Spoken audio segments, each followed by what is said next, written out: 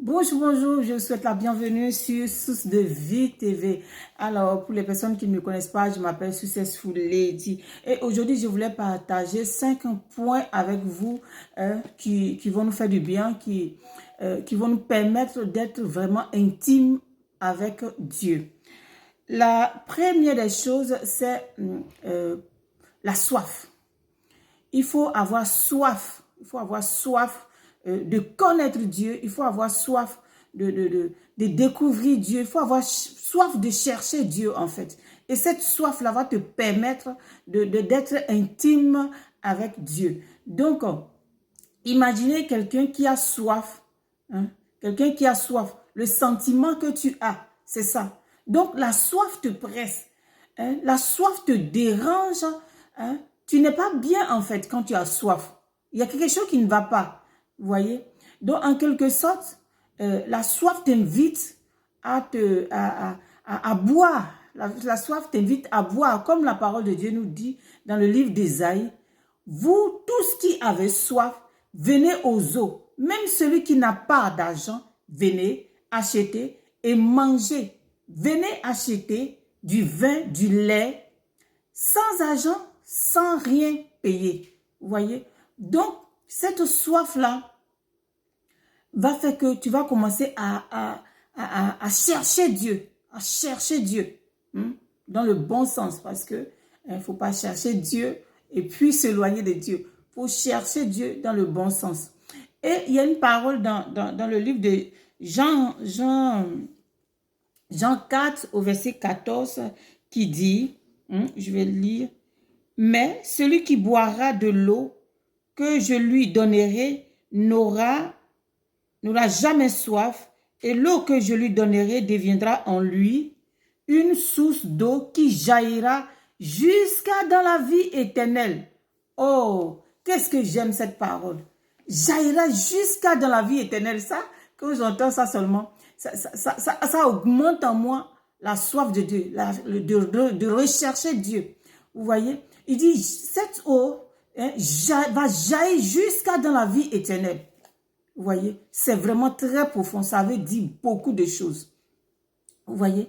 Donc, cette soif va te conduire jusqu'à dans la vie éternelle. Cette soif va t'emmener dans la vie éternelle, en fait. Vous voyez? Donc, la deuxième chose, c'est vraiment de crucifier la chair. Crucifier la chair. Vous voyez? Parce que ta chair va te dire, non, tu es fatigué, tu n'as pas envie. Donc, en fait, tu vas suivre toi-même ce que tu as envie de faire. Alors que si tu crucifies ta chair, tu ne vas plus faire toi-même ta volonté, mais tu vas chercher ce que Dieu te demande en fait. Tu vas chercher Dieu. Vous voyez? Donc, crucifier la chair, non, tu ne vas plus avoir envie de donner des excuses. De donner des excuses parce que la parole de Dieu dit que la chair a des désirs différents de celui de l'esprit. Vous voyez? La chair va te dire non, on n'a pas envie, on est fatigué. Hein? La chair va te donner plein d'excuses, mais l'esprit va te dire c'est bon pour toi, c'est pour ta croissance. Donc, ce qui est bien, c'est de crucifier sa chair, de ne pas obéir à la chair, désobéir au désir de la chair. Vraiment, c'est ce qui est important, désobéir au désir de la chair. Donc, la troisième chose, c'est vraiment avoir assez de sa situation. Avoir assez de tourner en rond. Tu vois bien que ta vie n'avance pas, tu tournes en rond. Et puis, tu es oppressé. Tu es oppressé, mais donc fais quelque chose. Tu sens les oppressions, toi-même tu vois que ta vie ne va pas de l'avant et que, en fait, tu es faible en fait. Donc, qu'est-ce qu'il faut faire?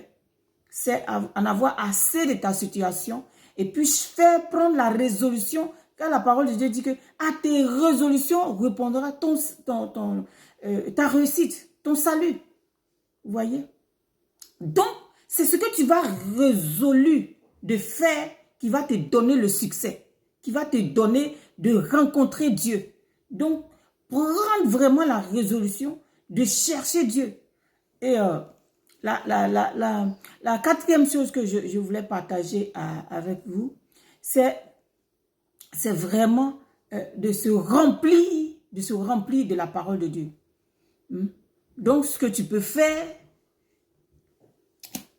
comme le Seigneur dit, que ce livre de la loi ne s'éloigne point de ta bouche, de tes yeux, de toi.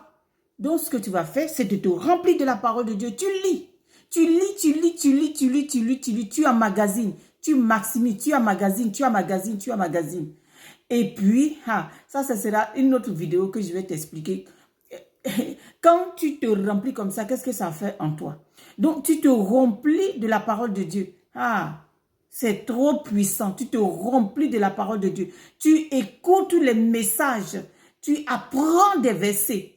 Tu apprends des versets. Tu mets des versets partout dans ta maison. Tu mets des versets partout dans ta maison. Tu vois? Et tu vas être rempli de cette parole-là. Et la chose encore que je voulais partager avec vous, c'est de mettre cette parole en pratique par l'obéissance. Si Dieu te demande d'aimer, apprends à aimer les autres. Si Dieu te demande de pardonner, pardonne. Pardonne. Ta délivrance peut sortir de là, du pardon seulement. Vous voyez? Donc tu pardonnes. Que dans ton cœur, comme dit le psalmiste, Seigneur, je scelle ta parole dans mon cœur. Tu scelles la parole de Dieu là. Tu sais ça dans ton cœur. C'est-à-dire que tu gardes ça dans ton cœur. Comme quand tu sais là, c'est-à-dire que quand quelque chose va venir, il n'y aura pas de place pour cette chose-là. La tristesse va venir, il n'y aura pas de place pour la tristesse, en fait. Vous voyez? Donc, comme Jacques nous dit, ne vous bornez pas seulement à écouter, mais de pratiquer la parole de Dieu. Donc, quand tu fais ça, toi-même, tu vas voir que ta vie va complètement changer.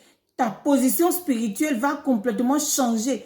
Et là, tu vas commencer à être intime avec Dieu. Parce que, vous voyez, il y a des gens, ils disent qu'ils veulent pratiquer la parole. Mais quand tu les écoutes, tu vois que la parole n'est pas en eux. La parole n'est pas en eux. La parole, c'est aussi parler. Ton langage doit changer. Tu parles la parole. Tu ne parles plus comme tout le monde parle. Toi, maintenant, tu parles la parole. C'est ça aussi, pratiquer la parole de Dieu. Vous voyez?